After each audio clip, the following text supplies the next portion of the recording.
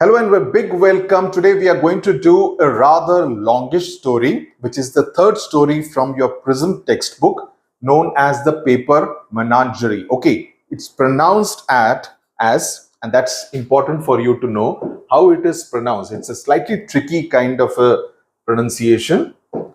It is pronounced as M-U-H, but in terms of pronunciation, it's said as ma. Okay, ma, na, Juhree. This is how it is pronounced. Okay, so this is the book cover. Now, why have I put this particular photograph out here? Now, you see, what exactly is a menagerie? You need to know that. Okay, there are two things which you need to know out here. What the first one is the word menagerie. Now, this was the precursor to the zoos. Before zoos were set up, before zoological parks were set up, wild animals, exotic animals used to be the preserve of the rich people. So rich people used to have the lions, the tigers, the cheetahs, the leopards, the elephants, etc. as part of their private collection.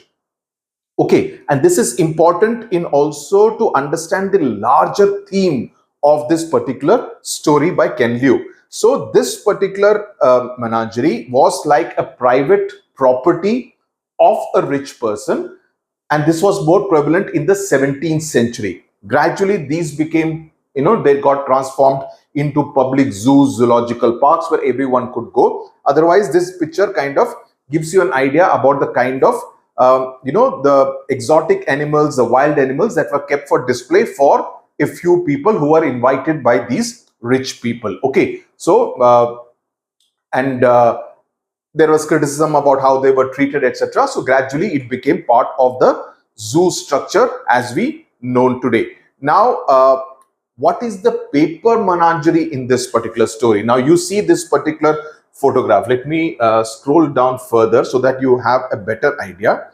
Now this is yet another cover.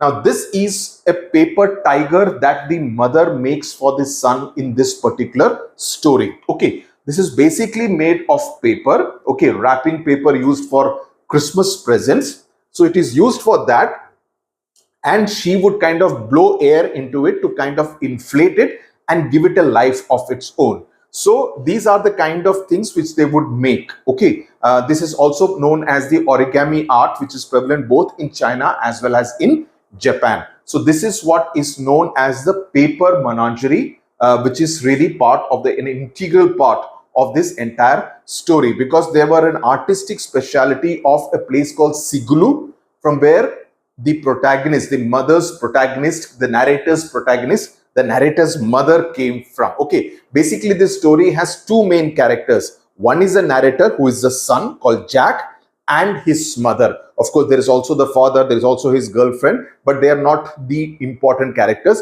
Mainly this story is also focusing on the relationship between the son and the mother. Okay, this is one of the larger themes. I've written about 14 questions, short answer, long answer. So depending on whether it comes as a short answer, long answer, you can tweak it accordingly, and you can use all the points and the content I've used a lot of the keywords, so it will give you a very good idea about how to present a question and answer from this particular story in your examination. So that should not be a problem. Okay, so let's get started with the explanation, because as I said, it's a pretty longish story. Okay, and I'll keep talking about the themes as we go along, because at many junctures, it's a very emotional story, especially the second half. And I think we'll do it in two parts so that, the video doesn't become very unwieldy and very long.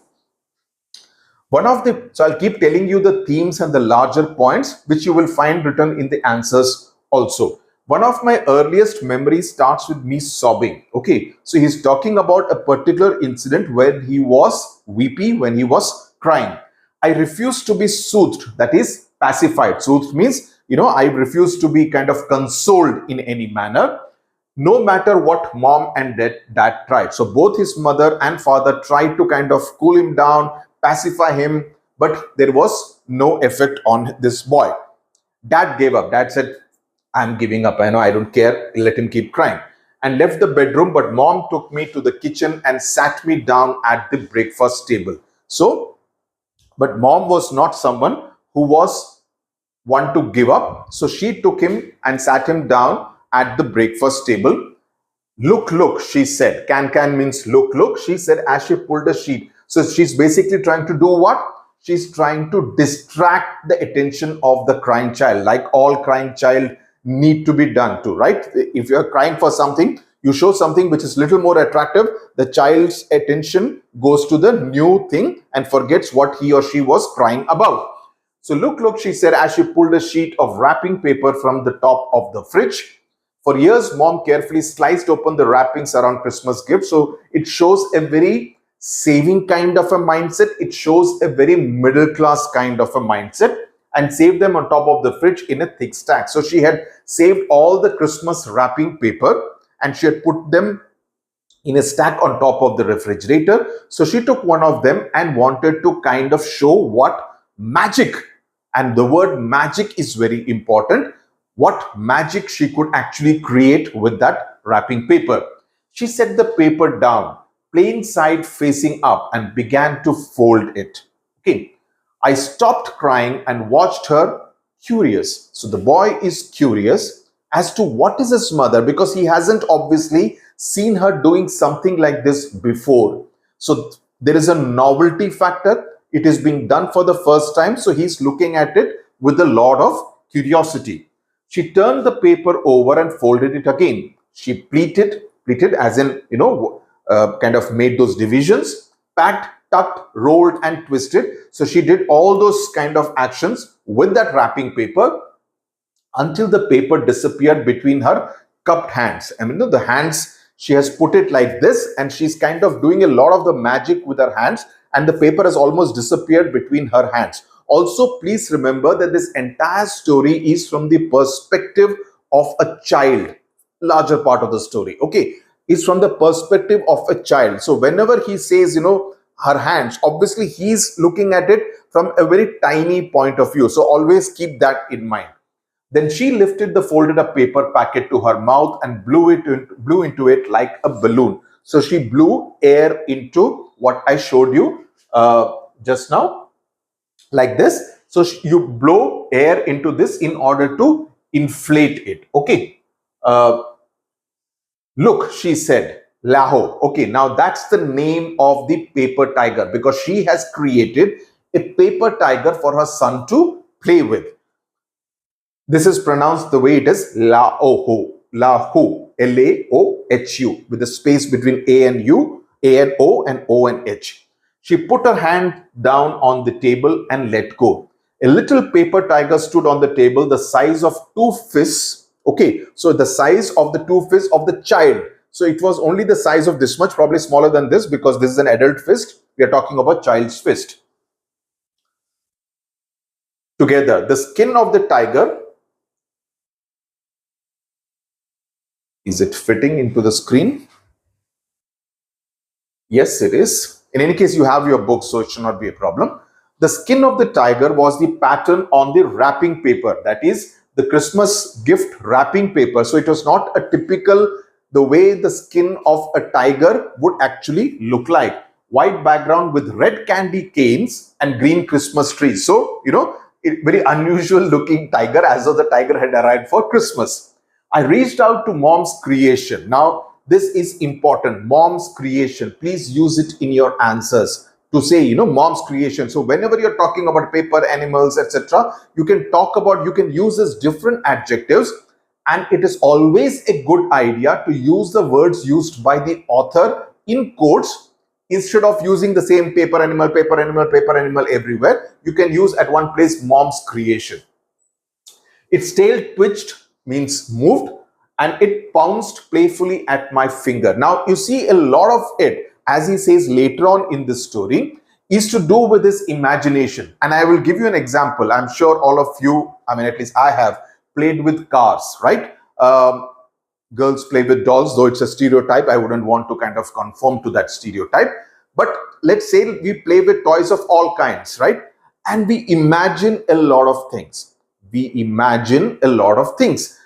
So a lot of what Jack is talking about here could well be the product of his imagination and may not have happened in reality, right? So there is a certain magic which these paper animals have as part of the entire art and craft, but he also imagines, that it pounced playfully, okay, at my finger. You can use again these kind of words. So please keep marking them in your book or in a separate notebook as I speak. Rosa, it growled. The sound somewhere between a cat and rustling newspaper. So what is this sound effect? It is sounds like a cat. It is also the sound of newspapers which kind of rustle against each other. I laughed, startled, and stroked its back with an index finger. So with my index finger, I kind of touched the back of the paper tiger. The paper tiger vibrated under my finger, purring. Purring, again, the sound of the. Now, this is what is called the literary device of onomatopoeia, in the sense that when the sound itself takes the shape of a word and tells you the effect, the kind of sound that is being created. This is called origami. So she says this is called, and zeri is what it is called in Chinese language. I didn't know this at the time, but mom's kind was special. She breathed into them so that they shared her breath. Now, this is important. She's giving a part of herself into those paper animals. So they got animated, they came into life as a result of the the air that she was breathing into these animals, right? So she was literally breathing life into these animals and bringing them alive, right? So you understand the larger context of the story. What is happening in the story is there at one level, but what I'm trying to tell you is also how you need to connect it to the larger themes of the story, because that's what you will need to do in the long format answers. And thus moved with her life. This was her magic. Now, this is an important line. So he gives her the certificate. He's very impressed, obviously. He's forgotten what he was crying about. And he's very impressed with the fact that she's been able to create this paper tiger and breathes life into it. And he compliments her by saying this was her magic. Now, there's a space here, and now he's going, the story keeps moving between the present and the past. Okay, so you need to be aware of that. So now he's talking about how his dad had met his mom. Dad had picked mom out of a catalog. Now, this is a very powerful line. This is a very significant line. This is a very sharp line. What does it actually mean? Okay, origami, let me just tell you, it is actually of Chinese origin, but it was popularized more in Japan, which is why in today's day and age, we associate origami more with Japan than with China. Okay, so it started in China in the 2nd century BC, but subsequently it went over to Japan. The word comes from oru, means to fold, and kami means to paper, right? To fold paper. That's how the word essentially comes from. All this I've written in the note. So I mean, I'm not writing it out here again. Okay, so it is a popular art form today in Japan, and you have things like the dragon, the tiger, the lotus, etc., frog, etc., which are very popular origami figures.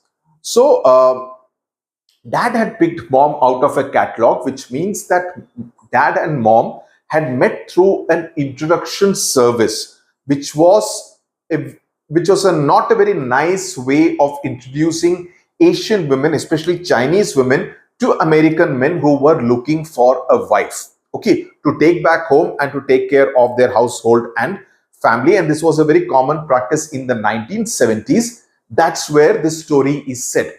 Also remember, and I will keep telling you, you need to keep marking the years at which something significant has happened in this story. I'll tell you, you can start noting it down, though it comes later on in the story. 1957 is when the mother, Jack's mother, is born. 1973 is when she meets and marries. 72-73 is when she meets and marries Jack's father, and 74 is when Jack is born. Just note down these basic year dates, okay, markers, so that it will be easy for you to understand.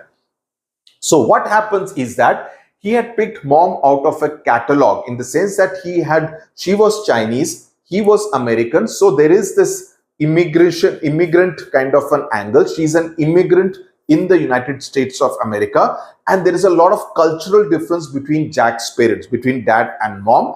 And also it kind of reflects that it was a very impersonal way. You put your details on a catalog in a book.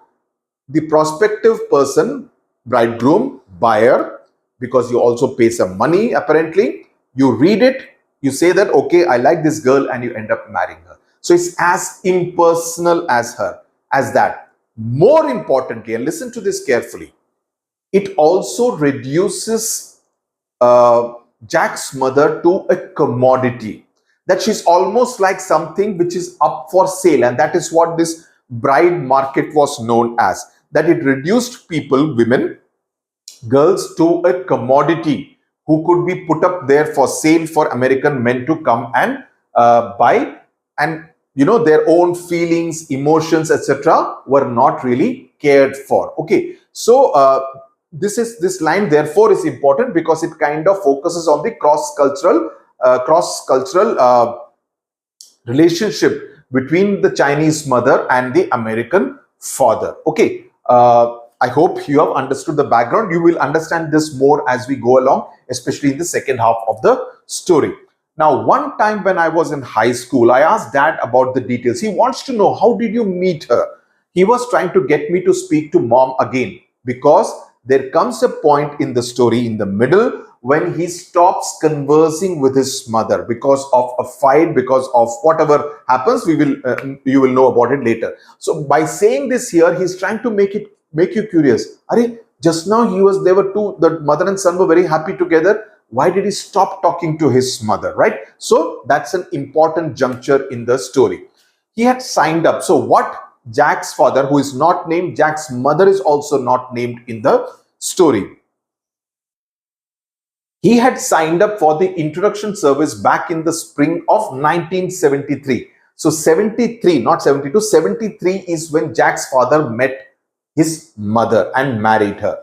Flipping through the pages steadily, so he had signed up for what was called an introduction service. That is, American men getting introduced to Chinese women. Flipping through the pages steadily, he had spent no more than a few seconds on each page until he saw the picture of mom. I have never seen this picture. Dad described it. Now, the child had never seen the photograph. So he asked dad to describe how she looked in that particular photograph. Mom was sitting in a chair, her side to the camera, wearing a tight green silk cheongsam, which is some kind of a gown, Chinese gown. Her head was turned to the camera so that her long black hair was draped artfully over her chest and shoulder. She looked out at him with the eyes of a calm child. So look at this. She's described as a calm child. So she was, in that sense, what? A child bride. Someone who was not yet an adult. She was a child bride, which is why the expression has been described as that of a calm child. Please make a note of this. Okay. That was the last page of the catalog I saw. So he decided that this is the girl I want to marry. He did not look further at any other photographs. The catalog said she was 18, loved to dance and spoke good English because she was from Hong Kong. So 3 facts were put. Please remember this from the point of view of both MCQs as well as for the short answer questions. So the catalog put out these 3 facts: that she spoke good English, she was 18 years old, and she loved to dance. None of these facts turned out to be true. All 3 of them were lies. So what does it show? That their entire relationship and marriage was founded on these 3 lies. Okay, this is important again. He wrote to her, and the company passed their messages back and forth. Finally, he flew to Hong Kong to meet her. The people at the company, which was kind of doing this introduction service, had been writing her responses. She did not know any English other than hello and goodbye. So we will learn later that she was born in 1957, which made her only 16 years old in 1973, which means she was not 18, and that was the first lie which was spoken. It said that she loved to dance. No, she did not know any dance. Third point, that she knew English, whereas beyond hello, beyond goodbye, she did not know any third word. So the people and the company were the ones who were writing on her behalf, as if she was the one responding to Jack's father's letters or messages. What kind of, this is what the narrator, the son, is saying. What kind, and look at it, he's being very judgmental. Just based on the facts that he has heard from his father, he's being very judgmental about his mother, saying what kind of woman puts herself in a catalog, into a catalog, so that she can be bought. Okay, and in order to emphasize, it's also been written in italics. I think even in your book, it must have been written in italics. Let me just check.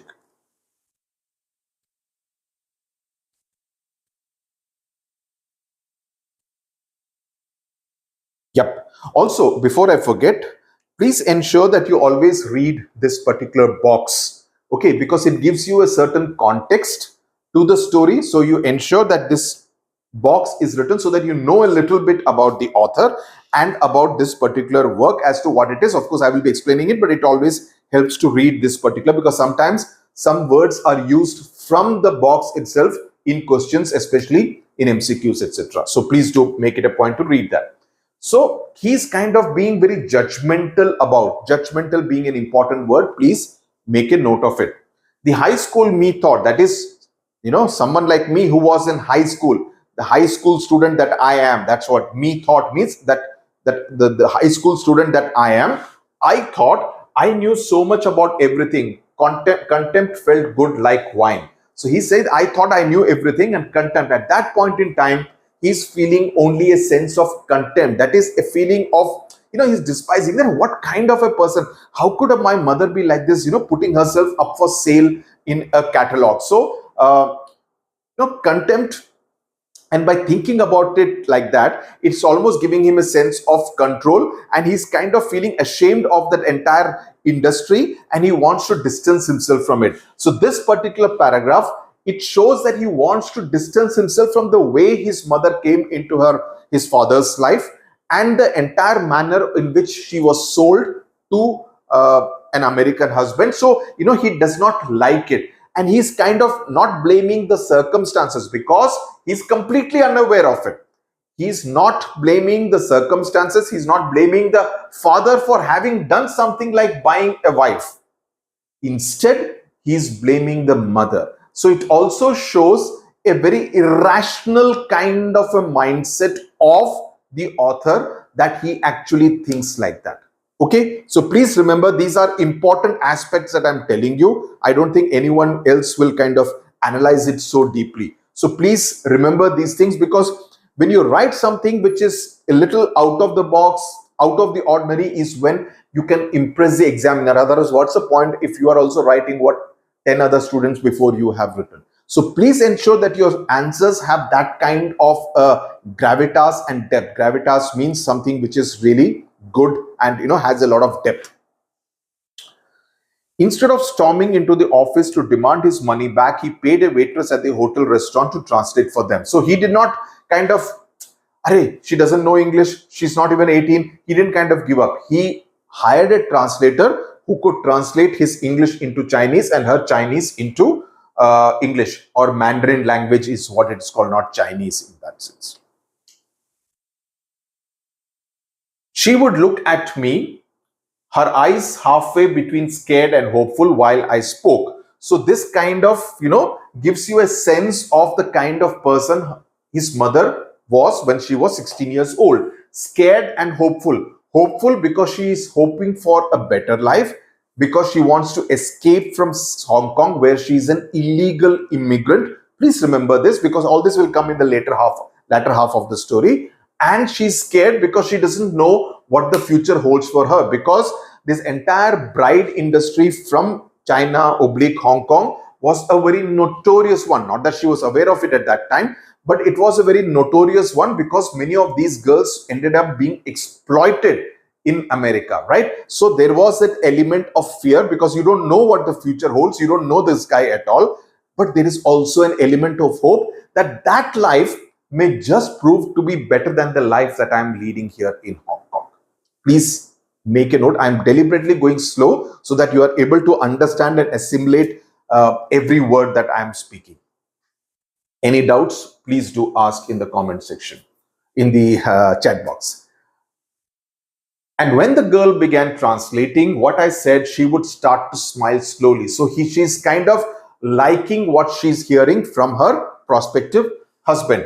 He flew back to Connecticut in USA and began to apply for the papers for her to come to him. I was born a year later in the year of the tiger, which is 1974. In the Chinese zodiac, every 12 years there are this kind of years come. So the year of the tiger comes every 12 years. So 1974, 1986, 1998, 2010, 2022. So that's how the year of the tiger goes. And different year, there is a year of the rooster, there is a year of different kind of years. I'm not very aware of that. Okay. At my request, mom also made a goat, a deer, and now he has come back to the present. That was what he has heard from his father, which has actually happened ahead after this incident. But he has this thing, so he has put a bit of a background for us to kind of be more curious about and to also understand a little bit. At my request, mom also made a goat, a deer, and a water buffalo out of wrapping paper, similar Christmas wrapping paper, Christmas gift wrapping paper. They would run around the living room while Laho chased after them, growling. When he caught them, he would press down until the air went out of them and they became just flat, folded up pieces of paper. I would then have to blow into them to reinflate them so that they could run around for some more time. So they became all his toys. Now, a lot of it, as I said, is also to do with his own imagination, imagining that the tiger is running after them.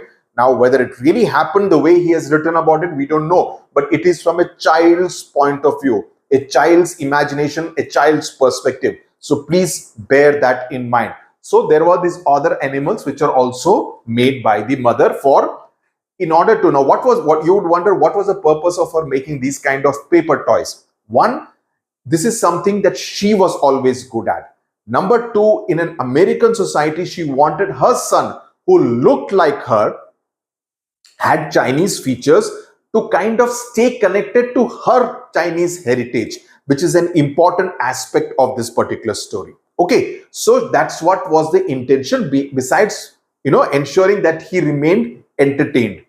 Sometimes the animals got into trouble. Once the water buffalo jumped into a dish of soy sauce on the table at dinner. He wanted to wallow like a real water buffalo. What wallow is to lie and roll around in water. I picked him out quickly, but the capillary action had already pulled the dark liquid high up into his legs.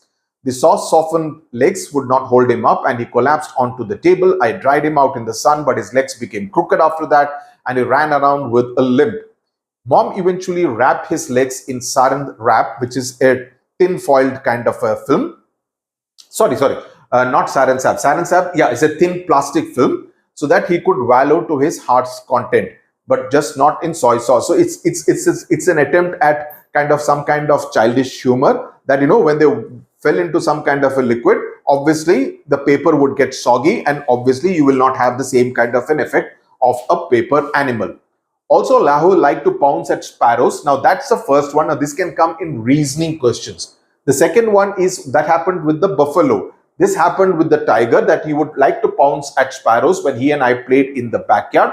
But one time a cornered bird struck back in desperation and tore the paper ear of the paper tiger. All said and done, it's a paper toy. He whimpered, means he kind of made a noise, and winced, that he kind of shook. I mean, it had the impact. The bird attacking him had an impact on him. As I held him and mom patched his ear together with tape, he avoided birds after that. So you see that the other important aspect of these paper animals was also that they were pretty resilient. Resilient as in they were kind of,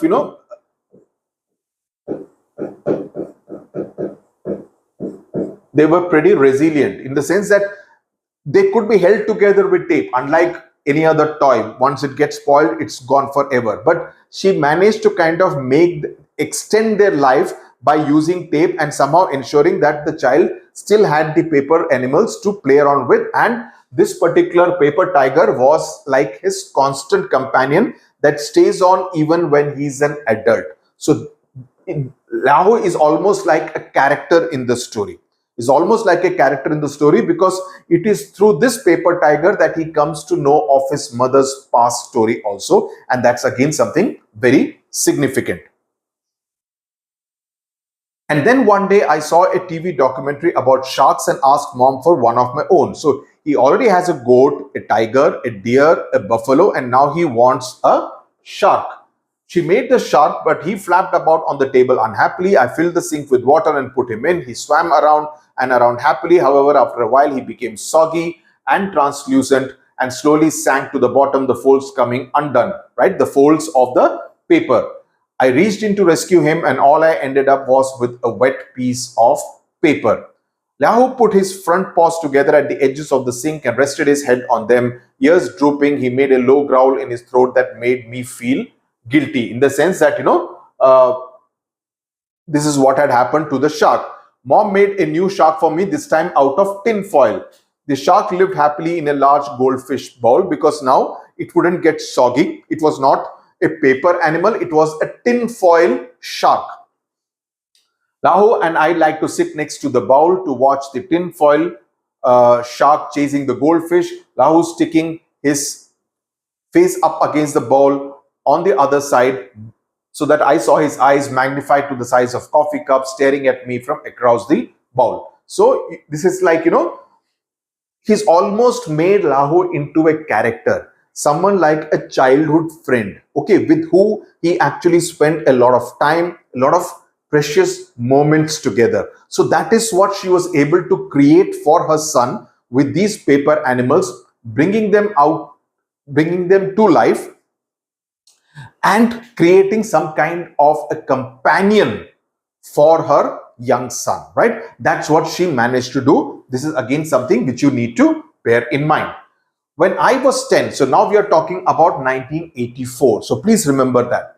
We moved to a new house across town. Two of the women neighbors came by to welcome us. Dad served them drinks and then apologized for having to run to the utility company to straighten up some of the prior owner's bills. Make yourself at home means make yourselves comfortable. My wife doesn't speak much English, so don't think she's being rude for not talking to you. So he's telling them that she doesn't speak much English, so don't think that she's being haughty and arrogant and rude, that she doesn't want to speak to you. The fact is that she does not know the language in which to converse with you, so please bear that in mind.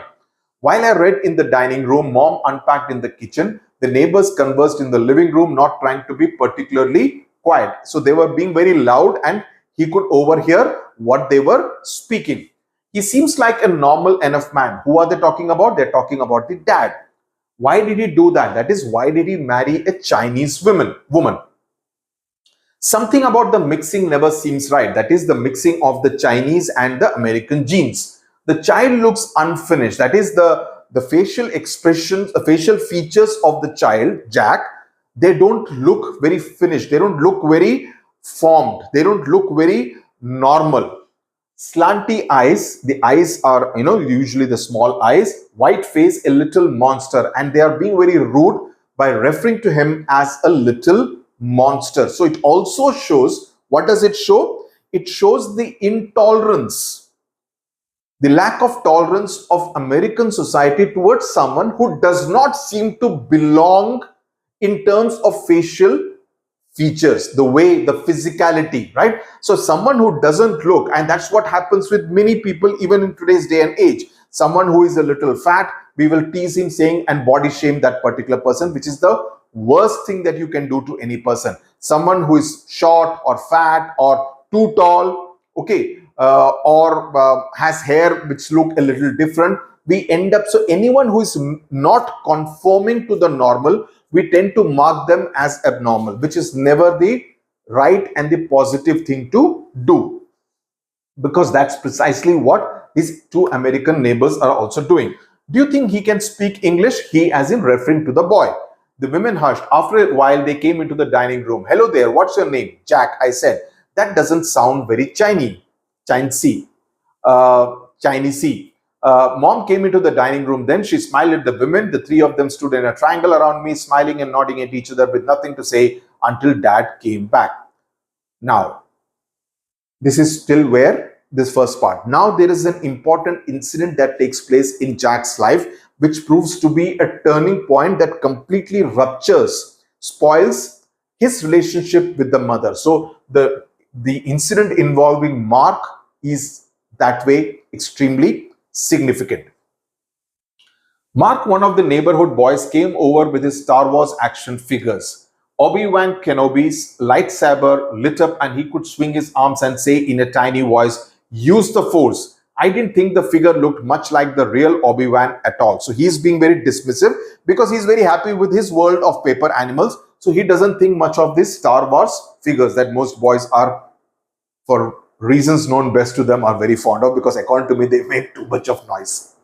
Together, we watched him repeat this performance 5 times on the coffee table. Can he do anything else? I asked. Can he do anything else apart from all this, gimmicks that he seems to be doing? Mark was annoyed because Mark thought that this figure of his, the Star Wars figure of his, was someone extremely powerful, use the Force, and someone that you should be almost envious of. That, oh, that boy has it. He was annoyed at my question. Look at all the details, he said. I looked at the details. I wasn't sure what I was supposed to say. Mark was disappointed by my response. He said, "Okay, you show me your toys."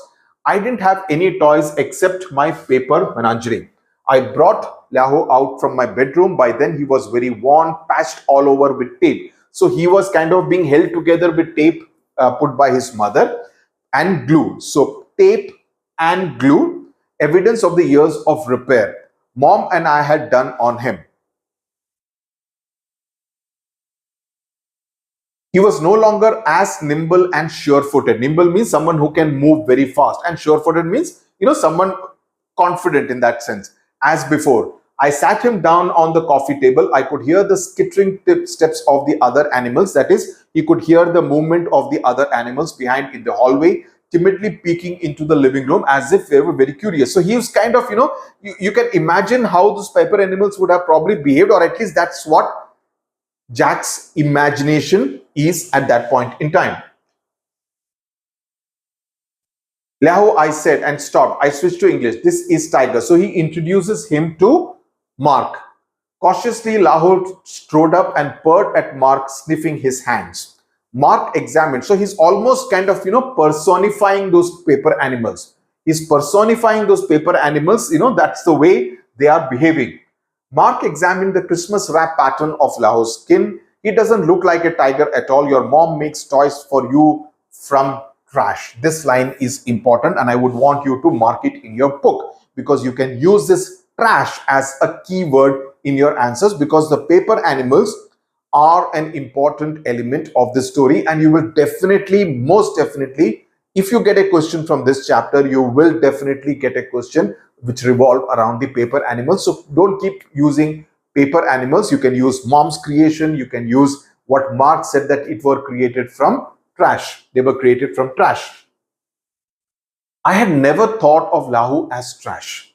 For him, Lahu was someone who's almost alive, some kind of a friend, some kind of a companion, not trash. But looking at him now, he was really just a piece of wrapping paper. So he looked at Lahu. Mark's comment compelled him to look at his paper tiger with fresh eyes.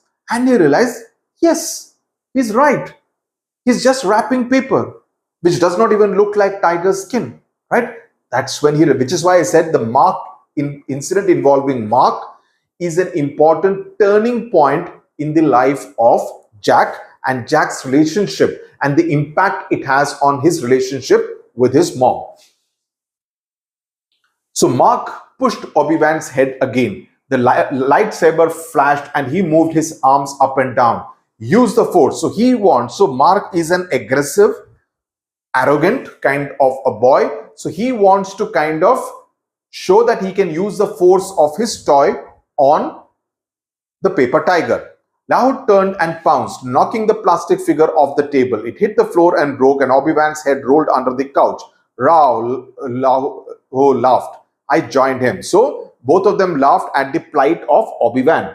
Mark punched me hard. So Mark obviously was not amused. So he hit Jack. This was very expensive. You can't even find it in the stores now. It probably cost more than what your dad paid for your mom. So obviously, his parents have been talking about the background of Jack's mother, and that's what he refers to in an extremely callous and rude manner, that the money that your father paid to get your mom, the Obi-Wan cost more than that.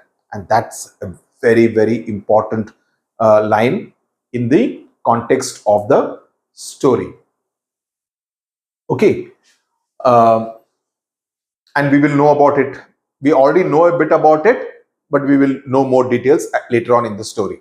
I stumbled and fell to the floor. Lahu growled and leapt at Mark's face. So because he fell, Lahu decided to take revenge. Mark screamed more out of fear and surprise than pain. Lahu was only made of paper after all. So Mark grabbed Lahu and his snarl was choked off as Mark crumpled him in his hands. So he kind of crumpled the paper tiger. After all, it was only this much, like only two fists held together. So he crumpled it together and tore it apart and tore him in half. He balled up the two pieces of paper and threw them at me. Here is your stupid, cheap Chinese garbage. Again, important keywords. Please use them in your answers. You can use trash, you can use mom's creation, you can use stupid, cheap Chinese garbage. After Mark left, I spent a long time trying without success to tape together the pieces, smooth out the paper and follow the creases to refold Lahu.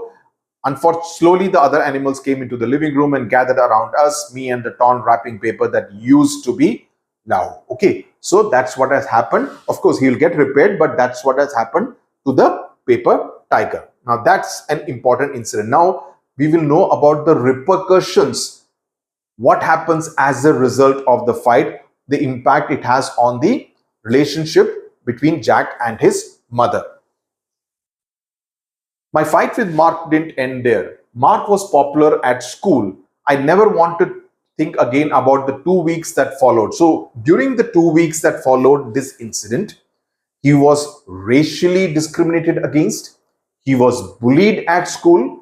He was targeted at school. Please use these words because that's what happened as a result of this incident. Mark takes his revenge at school because he was very popular.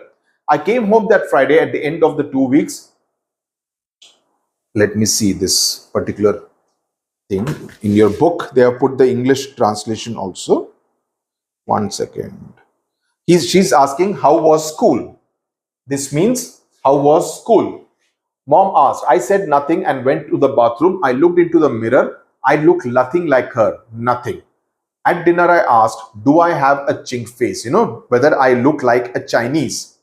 Dad put down his chopsticks. Even though I had never told him what happened in school, he seemed to understand because I think he understood that this is the kind of discrimination that his son may have faced at school, which is why he's so angry, upset, and cross.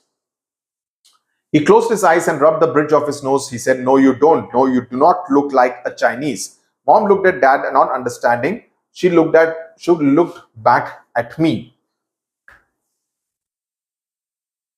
What does chink mean? I said, speak English. I want you to speak in English because that's one of the things he has been told at school, that he has a mother who does not even speak English. She tried. What happened? I pushed the chopsticks and the bowl before me away. Stir-fried green peppers with 5-spice beef. We should eat American food. So that's another point of dispute he has with his mother. That the food that they cook is all Chinese, not American food. Why? Because he wants to belong. He wants to fit into the American society. He wants to be like the other boys at school.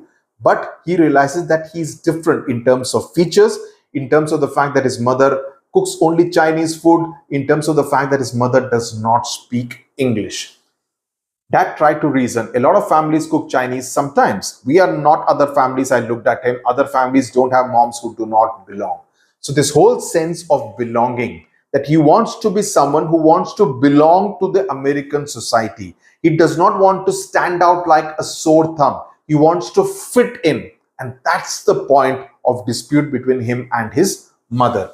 He looked away and then he put a hand on Mom's shoulder. I will get you a cookbook. So father is more understanding, that I will get you a cookery book. Mom turned to me. The food doesn't taste good? She asked. In your edition, they have put the English ones. Here in this edition, which I've picked up, they don't have the English ones. Okay.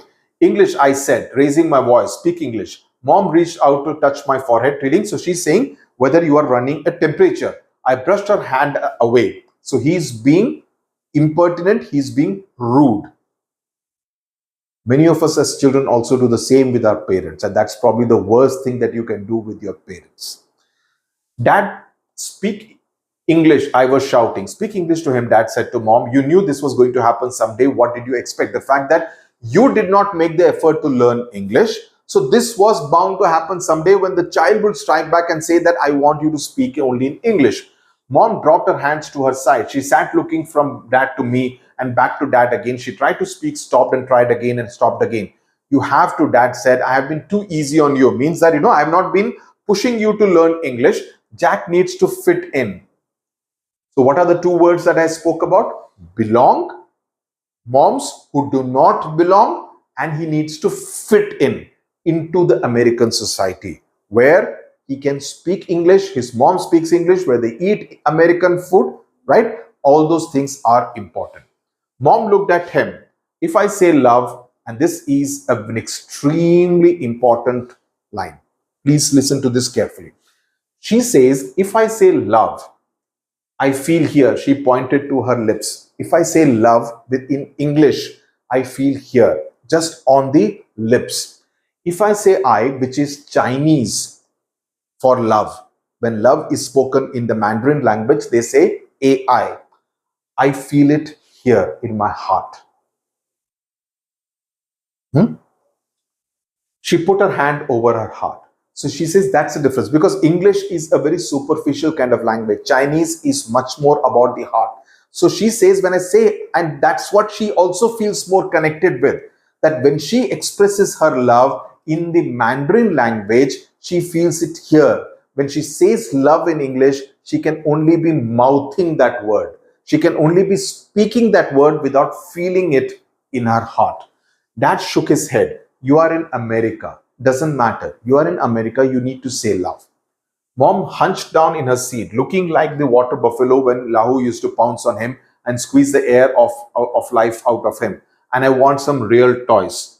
Dad brought me a full set of Star Wars action figures. I gave the Obi-Wan Kenobi to Mark. I packed the paper menagerie in a large shoebox and put it under the bed. The next morning, the animals had escaped and taken over their old favorite spots in my room. I caught them and put them back into the shoebox, taping the lid shut. But the animals made so much of noise in the box that I finally shoved it into the corner of the attic, that is somewhere upwards of the room, as far away from my room as possible. So it does not matter. He wanted them to be out of sight, out of mind. He did not want to have anything to do with those paper animals that his mother has created. So what does it show? Rejection. He's rejecting the Chinese heritage that his mother had introduced him to.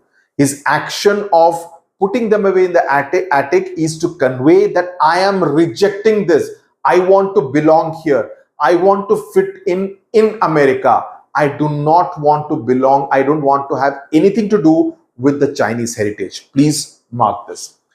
If mom spoke to me in Chinese, I refused to answer her. After a while, she tried to use more English, but her accent and broken sentences embarrassed me. I tried to correct her. Eventually, she stopped speaking altogether if I was around.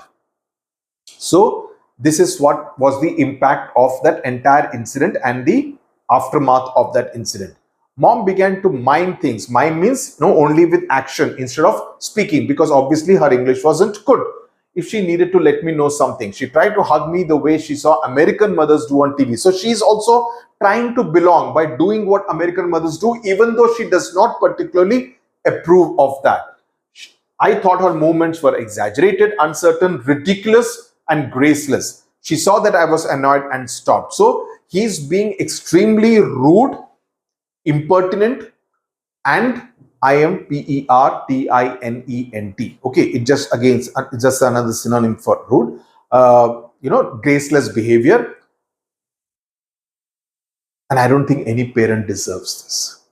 A lot of us also, when we are children around the age that you are, we generally feel embarrassed of our parents, right? We feel that they don't know how to speak, they don't know how to conduct themselves, and oh, I wish they wouldn't come before my friends, and my friends would feel ki, "Arey, iski mother aisi hai, iske father aise hain."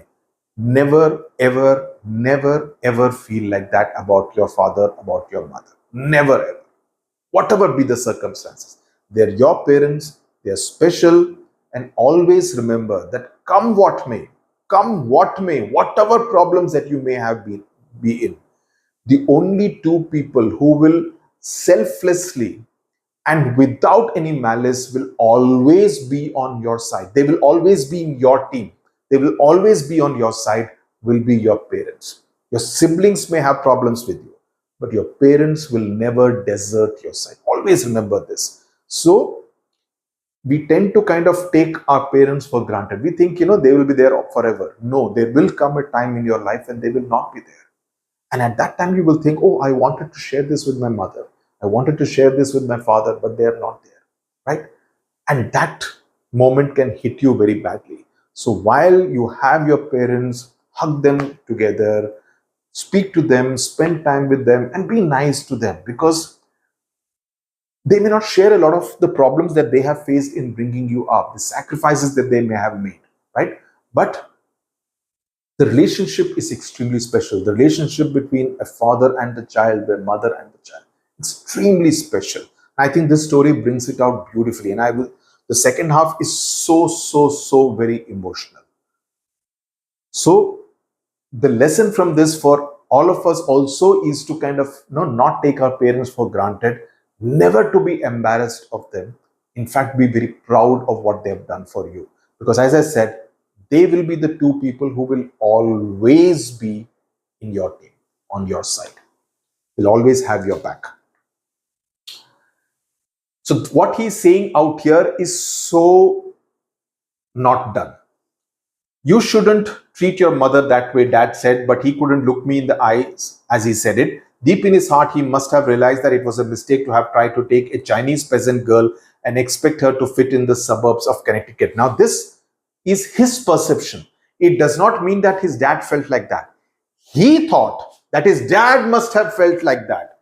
Deep in his heart, he must have realized. He's assuming that his father may have realized, but his father may not have realized like that, because his father was deeply in love with his wife, right? So it is the narrator's perception. Please make a note of that. Mom learned to cook American style. I played video games and studied French. So look at this guy's hypocrisy. He's okay to learn French, which is also an alien language, but he does not want to have anything to do with Chinese, anything Chinese. So that this also shows a certain level element of hypocrisy. Every once in a while, I would see her at the kitchen table studying the paint side of a sheet of wrapping paper. Later, a new paper animal would appear on my nightstand and try to cuddle up to me. I caught them, squeezed them until the air went out of them, and then stuffed them away in the box in the attic. So what he thought when he was younger, that this was magic. Now he hated the very sight of a paper animal. So she's once again trying to make up with her son, banking on the Chinese heritage that she knows so well about. But now the son is rejecting that part of her. He does not want to have anything to do with the Chinese heritage that she represents for him. Mom finally stopped making the animals when I was in high school. By then, her English was much better, but I was already at that age when I wasn't interested in what she had to say, whatever language she used. So he's completely snapped ties with her. Sometimes when I came home and saw her tiny body busily moving about in the kitchen, singing a song in Chinese to herself, it was hard for me to believe that she gave birth to me. We had nothing in common. He's completely snapped ties with his mother. She might as well be from the moon. I would hurry on to my room where I could continue my all-American pursuit of happiness. Okay, so this is how he kind of completely snaps ties with his mother subsequent to the Mark incident. So the Mark incident is extremely important because it leads to all these kind of repercussions in his life. So what I will do is to pause the video here, The second part of the video, we will do the rest of the chapter, which, as I said, is emotionally quite a bit of a roller coaster of emotions. We will do the second part because it starts with her being on her deathbed before she turned 40. So I'll now see you in video explanation video number 2. Tata, bye bye.